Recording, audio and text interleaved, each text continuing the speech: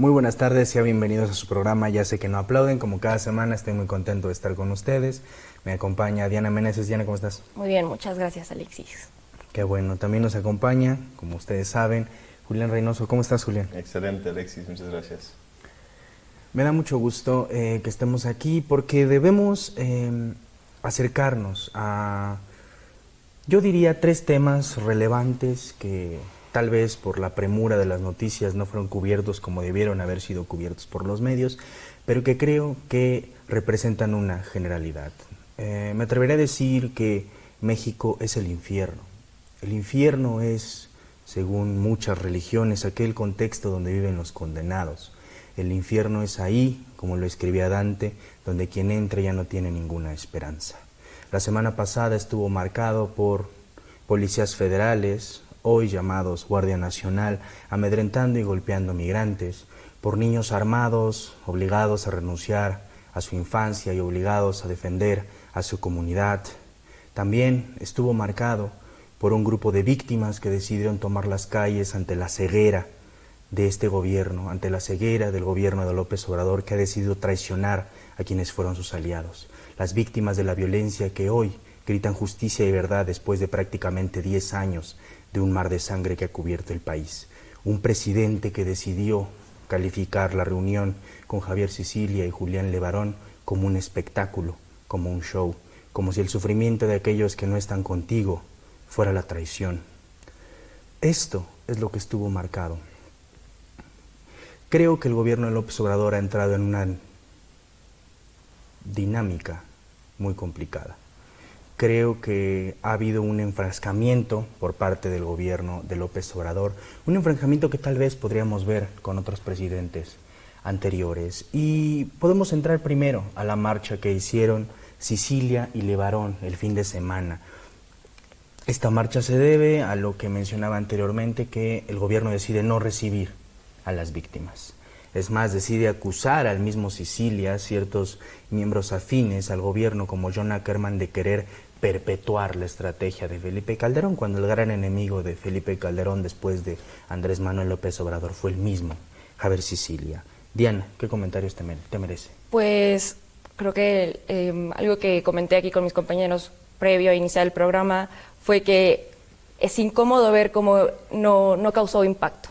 Que reconozco que la causa de la marcha es noble, es importante y necesita entrar a la agenda política, necesita la atención del presidente, porque tal cual la rechazaron Julián, Levarón y Sicilia a la reunión con Olga Sánchez, tiene una razón de ser. El rechazo a ese encuentro fue tal cual como ellos lo mencionaron, no va en orden con nuestras necesidades. Ellos ya requieren ver al presidente, un presidente que justamente, como lo mencionaste, prefiere hacerse de la vista gorda ante un problema enorme. Yo creo que es lamentable hacer un conteo de los líderes de esta marcha, porque si nos remitimos a las causas que motivaron a Sicilia en convertirse en una activista, nos vamos hasta el 2009. Un hijo de 24 años, asesinado, como muchos casos lamentablemente aquí en México, que lo movilizaron. Si nos vamos con Julián Levarón, es un personaje que se volvió sinceramente un icónico muy relevante para México y de manera contemporánea, con toda la razón de ser después de la tragedia que vivimos en noviembre, me parece. Entonces, tenemos 2 activistas que decidieron iniciar una marcha saliendo de Cuernavaca, Morelos, Cuernavaca, y hasta la Ciudad de México, en la Estela de la Luz, y hasta Palacio de Gobierno, ¿no? Claro. Todo esto. Yo creo que lo que vimos mucho en las noticias, porque como tú dices, fue muy poca la cobertura, el impacto lamentable, es que hubo un choque en el que se reafirmó esta idea que el presidente nos ha vendido continuamente, que no solamente somos mexicanos, sino que somos chairos, fifís, conservadores y entre otras cosas. La marcha de la verdad, justicia y paz no tuvo el impacto merecido debido a que se concibió como un espectáculo, sí, pero también, como tú lo mencionabas, se entendió que al estar en contra de la carente política de seguridad del presidente es estar en contra total de él. Y algo que reafirmaron ellos fue, no estamos en contra de Andrés Manuel López Obrador ni de la Cuarta Transformación, simplemente de la manera en que las víctimas han sido ignoradas, de la manera en que los números siguen aumentando en un presidente que batió récord con más de 34,000 asesinados por homicidio doloso. Es algo que no podemos aplaudir, es algo que debemos tomar con mucho criterio y es algo que debemos como sociedad demandar por una transformación que sí sea oportuna, que no juguetee con el dolor de las personas. Claro, Julián. Sí, me parece valioso recordar qué fue lo que sucedió con los Levarón y por qué agarra tanta cobertura mediática ese nombre, ¿no? Los Levarón son esta colonia, esta comunidad de mormones en México con doble nacionalidad americana y mexicana que sufrieron una tragedia, un ataque donde niños y mujeres fueron brutalmente asesinados por grupos que desconocemos quiénes hayan sido y en ese sentido han tenido múltiples contactos con el gobierno de Estados Unidos y con el gobierno mexicano y a partir de ahí agarran mucha relevancia. Sí me parece preocupante que esta nota en particular no haya estado en tantos medios de comunicación. Sin embargo, más que echarle la culpa a alguien o a algo, yo diría que pues ha pasado tiempo y las notas corren más rápido de lo que deberían ya hoy. Y fue una noticia sumamente importante cuando sucedió esta masacre en noviembre y también es importante ahora que exigen reunirse con el presidente. El presidente sí dice que decide no reunirse con ellos, él, su persona, y que sí les ofreció una reunión con Olga Sánchez Cordero y el secretario de Seguridad Pública, Alfonso Durazo, ¿no? Y ellos la rechazaron y dijeron que únicamente se iban a reunir con el presidente. La excusa de Andrés Manuel fue para no manchar la investidura. Lo que yo interpreto de esto es que más bien si abres las puertas a que cualquier grupo que exige reunirse con el presidente lo haga, entonces ¿a qué hora te dedicas a gobernar, no? ¿Y a qué hora vas a empezar necesitas también coordinar y delegar, ¿no? Y le delega las decisiones en este caso. Bueno, creo que ahí tocas dos temas. El primero, la velocidad de los medios. Y también es un problema en México. Estamos tan acostumbrados a la violencia. Estamos tan acostumbrados a los cadáveres, a las miles de fosas, a los miles de desaparecidos, que se ha vuelto una normalización de esa violencia. El segundo tema que tocas es no cualquier grupo y el presidente debe gobernar. Yo creo que López Obrador está haciendo muchas cosas menos gobernar. Creo que es un presidente que ha decidido renunciar, no a ver a cualquier grupo, no es cualquier grupo el que estaban presenciando, porque no solo es Sicilia. Sicilia, algo que él hizo en el 2011 y que una vez vuelve a hacer este año, es que Sicilia como activista siempre decide renunciar al protagonismo, siempre deja que los demás hablen, siempre deja que las otras víctimas, como él, que sufrieron tragedias cometidas por el crimen organizado y la violencia que existe en este país, hablen. Es decir, cuando uno crea o tiene un espacio y deja que alguien más lo ocupe, esa primera persona queda silenciada. Esa siempre ha sido la labor de Sicilia. También hay que reconocer que es muy protagónico, tenía que serlo, no es cualquier figura, es un poeta muy respetado dentro de la intelectualidad mexicana. Y bueno, Julián Levarón, quienes llegamos a escuchar a Julián tan cerca y narrar que él fue la primera persona en llegar. Y más de 12 horas después, o 10 horas después, dicen, llega él y no había policía, no había ejército. Sí, él, 10 horas después del asesinato, llega él por primera vez. No había nadie. Julián fue al lado de otros amigos quienes pudieron sacar a los niños que al final fueron atendidos en hospitales norteamericanos y pudieron sobrevivir a prácticamente una tragedia, algo prácticamente deshumano lo que sucedió. Y la figura de López Obrador cada vez se enfrenta a estas dualidades. Diana mencionaba que ha sido el año más violento, con esta cifra rotunda, de un problema que hay que decirlo, heredado. Ese es un hecho, claro. Causado por un gobierno criminal, que fue el gobierno de Felipe Calderón, y que no es fácil arreglar, no es sencillo arreglar. Y esta dinámica de violencia, vemos a Sicilia, vemos a Levarón, pero luego vemos algo más, vemos un grupo de niños, prácticamente que podrían estar en primaria, secundaria, armados, marchando, preparándose para defender su comunidad. ¿A qué hemos llegado como país? A ver estas imágenes que no nos parecen tan extrañas, que muchos dicen, pues claro, si no hay fuerzas policiales que te defiendan, las autodefensas tienen sentido. Yo creo que es un tema muy delicado. Realmente, como tú le dices, son niños que pierden la infancia para dedicarse a un rol que no les corresponde, pero es muy cruda la realidad que les da contexto. Hay una razón de ser por los que opten por alinearse con autodefensas, con grupos delictivos, en vez de poder irse a una escuela, en primera porque no hay los recursos, en segunda porque muy probablemente son también quienes toman la responsabilidad de apoyar a su familia, de dar sustento, y pasa ahora con las armas, pero pasaba mucho antes y continúa pasando en la agricultura, en campos, en demás. Niños que por nada te llenan la cubeta de tunas, de higos y demás, porque es la necesidad. Y ganan mucho más en una jornada de 1 hora laboral que lo que podrían ganar sus papás juntos. Y eso es algo muy difícil porque creo que la atención que se le da a la infancia de México es muy escasa, considerando el impacto que tienen como el futuro del país. Y es muy lamentable, a mí son unas imágenes que sin duda son muy, muy fuertes, porque no puedo poner en comparación mi infancia con la de ellos. Claro. Ni en contexto, ni en situación, ni en consecuencias. Y el costo es altísimo.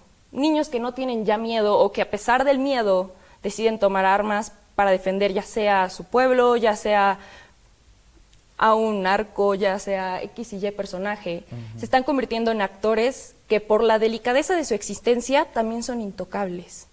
Vamos, el uso de niños para defender ideologías distorsionadas no es algo nuevo y es algo demasiado riesgoso porque esta constante idea de mujeres y niños primero también funciona para no tocarlos.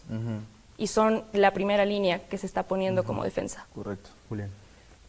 Tocaré el tema de los niños, pero igual cerrando con el tema de los Levarón y Sicilia, me gustaría comentar breves cosas. Uno es que en la analogía que realizas sobre el infierno y México, los condenados, me parece una palabra fuerte, en México los condenados igual son olvidados y los Levarón tienen una plataforma por ser ciudadanos igual norteamericanos, por ser de un color de piel, un tono de piel distinto, y no olvidemos que igual hay muchísimas otras personas que sufren violencia, como lo mencionabas, Diana, y que son olvidados, ¿no? Y que están eternamente condenados y sin solución, y por más que pidan una reunión con el presidente ni siquiera se va a parar a decir que no se va a hacer simplemente y no tendrán esa atención mediática. En cuanto al número, la cifra récord de homicidios dolosos, Durazo manejaba en la conferencia de prensa que dio en la mañanera a finales de noviembre, casi un año de haber cumplido Andrés Manuel como presidente, un punto de inflexión que, a pesar de que sí se rompió el récord, que solamente se había incrementado el número de homicidios en 0.7%. Y en ese sentido me parece que habría que esperar aún más la estrategia de seguridad. Me parece que, y tengo la esperanza que este año se vaya a reducir el número de homicidios en México. Llevamos ya una generación entera que ha crecido en un México violento. Desde los últimos 15 años hemos estado plagados de un México que no era el que nuestros papás crecieron, que no fue el que nuestros abuelos crecieron, y son niños, una generación entera de jóvenes niños que crecieron en este contexto y que ahora va a costar más solucionar de lo que costó causar el problema, ¿no? Estos niños, no podemos compararlos con nosotros. Esta generación entera que creció en este contexto de violencia, de cada año más homicidios y cada año más robos y cada año más asesinatos, son los más pobres. Y en ese sentido hay un gran reto para, pues sí, combatir todo el crimen y la violencia en este país y reconstruir el tejido social que está tan dañado.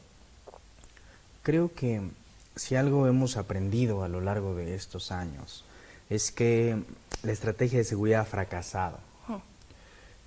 Corregir una estrategia de seguridad no es sencillo. Yo creo que este gobierno simplemente ha abrazado la estrategia del gobierno de Felipe Calderón y el gobierno de Enrique Peña Nieto.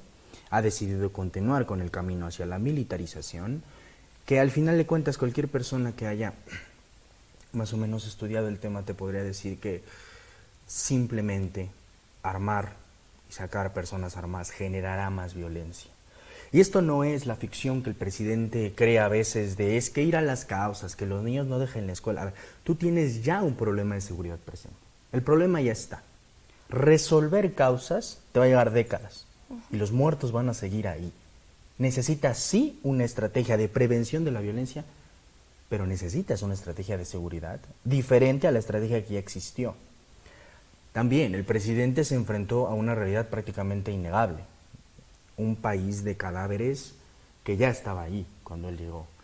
Se critica mucho que López Obrador dijo en campaña que él iba a arreglar esto, que iba a mandar a encuartelar a los militares, por Una ejemplo. pregunta, Alexis. Entonces, ¿estamos de acuerdo que la política de abrazos, no balazos, es solamente discursiva y que realmente sí hay balazos en las calles por parte Y en la de práctica oficiales? los abrazos son inexistentes realmente y los Totalmente. balazos han aumentado y fue un asunto de narrativa, pero estamos viendo a un político que, como anteriormente lo mencionó Alexis y hicimos hincapié, no está gobernando, sigue dándonos un espectáculo y los cambios no se han dado. O sea, es lamentable que una cuarta transformación, como la han decidido catalogar, llega de brazos cruzados, esperando que la seguridad se solucione sola y haciendo nuevamente esto, continuando con una militarización, cambiando una nueva institución como la Guardia Nacional. No sé si no hay estrategia. Te puedo pasar un documento de 250 páginas de una estrategia nacional Lo mismo para que la con la seguridad Constitución. y de reuniones semanales con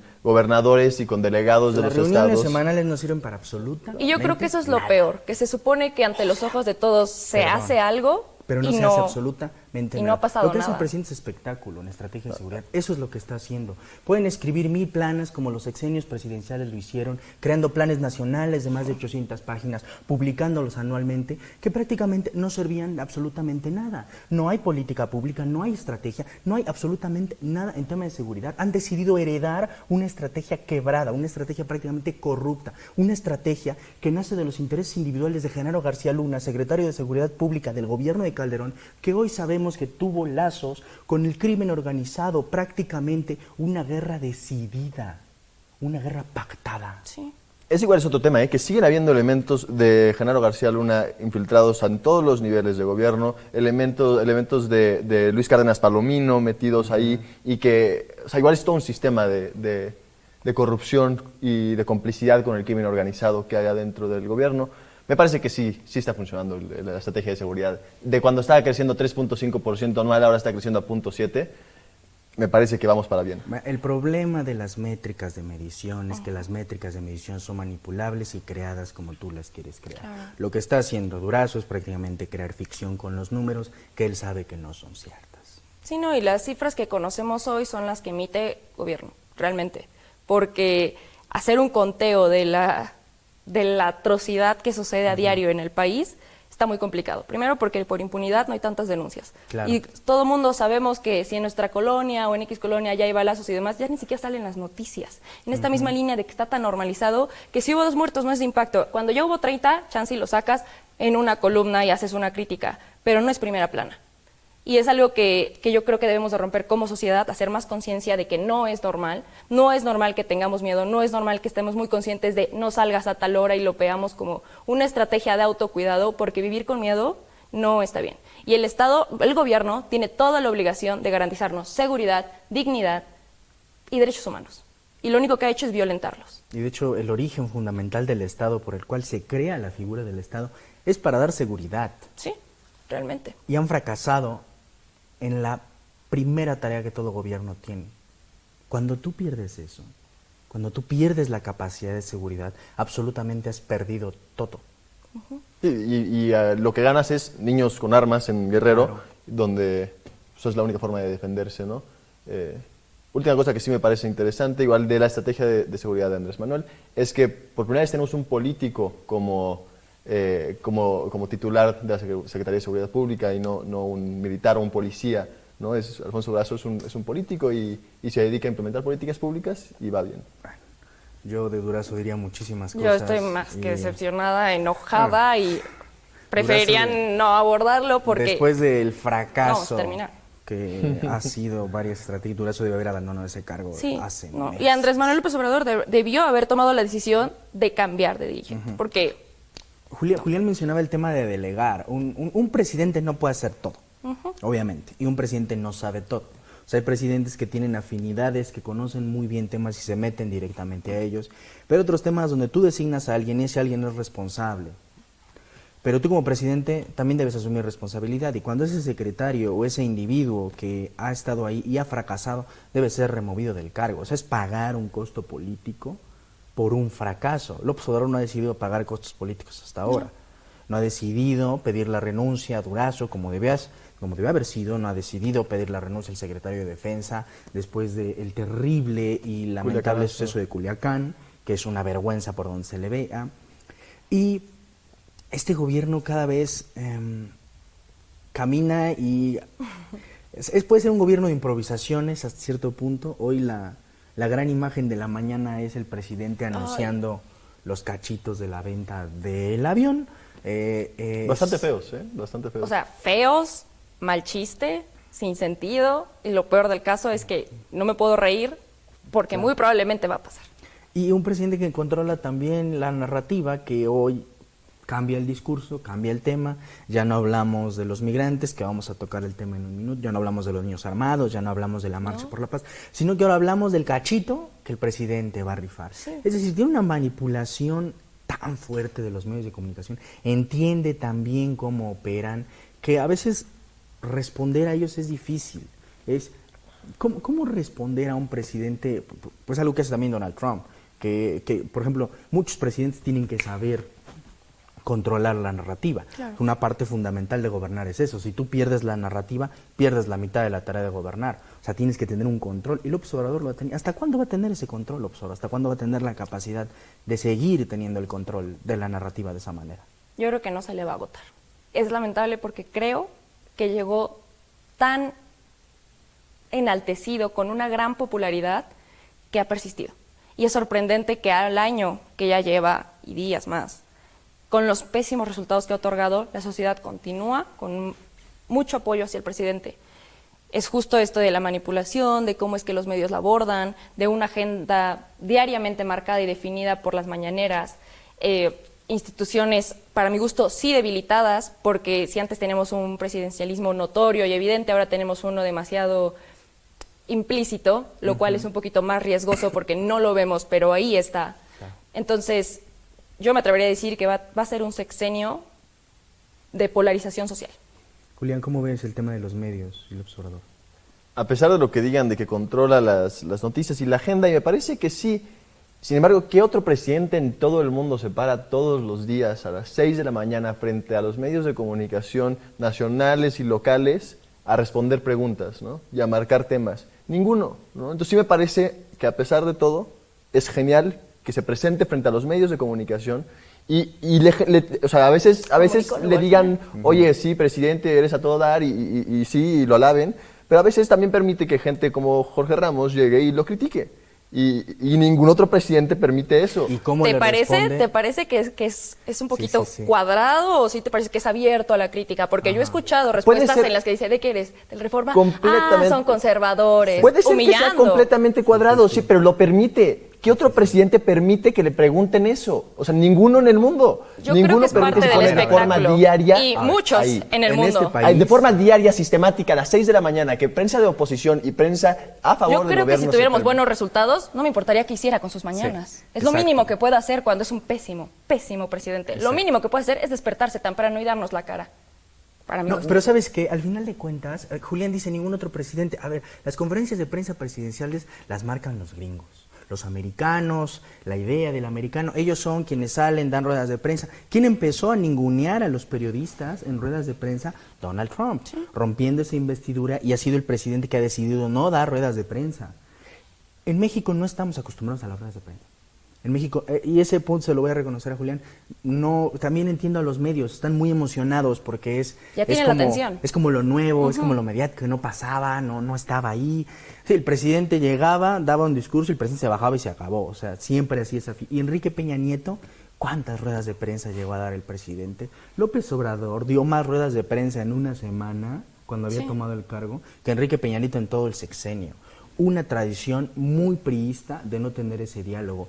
Ahora, ¿pero qué sentido tiene ese diálogo cuando el diálogo prácticamente está cooptado? Es unidireccional. O cuando el diálogo es castigado desde el primer minuto. ¿Qué le respondió a Jorge Ramos cuando terminó de hacer su intervención? Eso calienta. El presidente responde, eso calienta. una respuesta bastante visceral de alguien que se siente atacado y no entiende que es una pregunta puramente legítima de decir, señor presidente, tenemos esto. ¿Qué hay en la mañanera? Un grupo de personas que prácticamente lo está lavando en la mañana y hay pequeñitos destellos de luz cada 2 semanas, cada 4 semanas. No podemos estar dependiendo de que Jorge Ramos venga todos los días. Destellos de luz que son permitidos, uno, y dos, de respuestas honestas del presidente. Puede ser que sea completamente cuadrado, pero agarra y lo dice, me calienta. Y eso es lo que la gente quiere a alguien honesto. El presidente está siendo completamente transparente. Y si no les gusta su transparencia, ya es muy su problema. Pero yo no creo que sea está transparente diciendo, porque no responde nada. agarra y no es dice, o sea, es transparente exacto. en cuanto a sus sentimientos y dice, me calienta. Sus sentimientos no y, le sirven. Y eres de Reforma, no te contestas. Perdóname, pero no dice, llegas me a preguntes, gobernar claro. con el corazón, llegas a gobernar con la cabeza. Y eso Igual, es algo que a él no le funciona Es correctamente. un problema de los medios de comunicación que no han sabido ser lo suficientemente críticos. No es un problema del presidente. El presidente está permitiendo y da espacio. Estoy de acuerdo. Sí, los medios de comunicación, prácticamente cómo sobreviven los medios de comunicación de este país con recursos Sí, públicos. sí. Definitivamente. Ese también es un gran problema. O sea, sí hay ahí una dependencia que no permite la verdadera independencia de los medios de comunicación. Ya ha pasado un año del gobierno.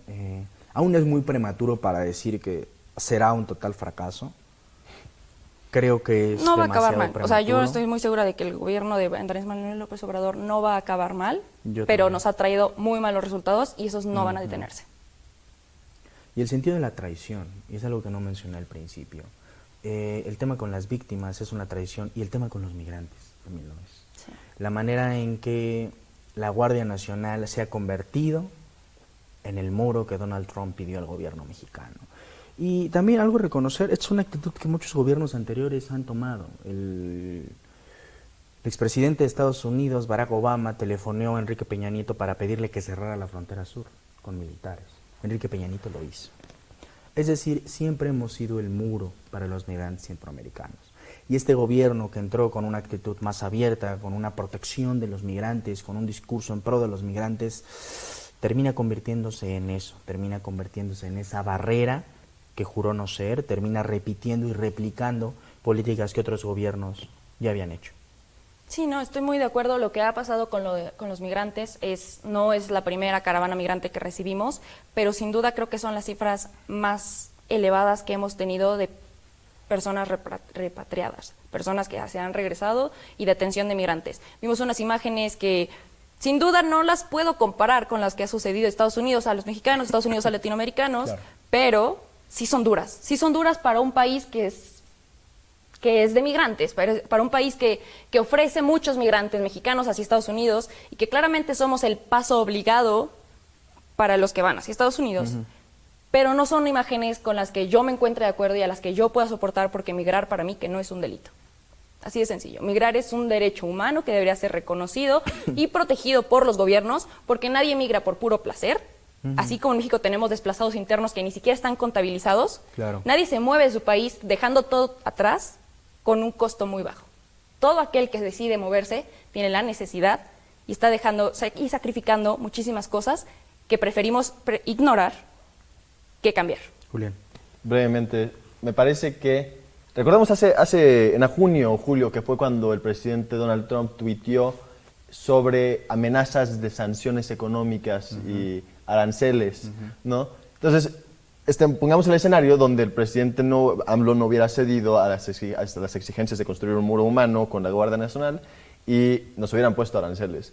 Estarían igual criticándolo al presidente de que la economía está mal y de que no crecimos y así. La economía Los está medios- mal. Está mal. maneras. Con Los aranceles o sin los aranceles. los va a poner Ya. Nada Trump les está cuando gustando entonces. cualquier cosa Entonces le- agarra y sí cede a esa exigencia, pero de cualquier AMLO las tenía de perder.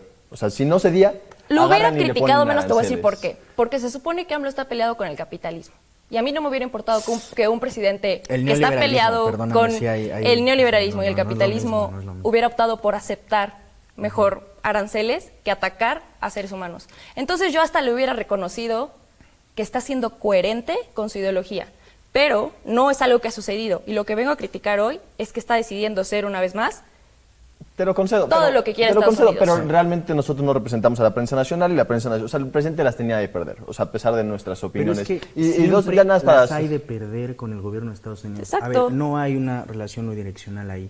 Creo que el tema de los migrantes sí valía la pena de que el presidente diera un paso al frente y pagara los costos, porque siempre vamos a pagar costos con Estados Unidos. No es una relación que pueda ser de iguales, nunca lo ha sido y jamás lo será.